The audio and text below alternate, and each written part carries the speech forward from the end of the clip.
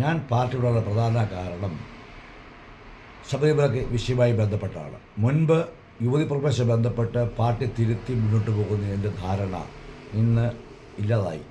കാരണം ശബരിമല സ്വർണ്ണക്കേസ് കൊള്ളയിൽ എൻ വാസു അടക്കം അകത്തായപ്പോൾ ഇതിൽ പ്രധാന പങ്ക് ഈ പാർട്ടിക്കുള്ളത് എനിക്ക് മനസ്സിലായി.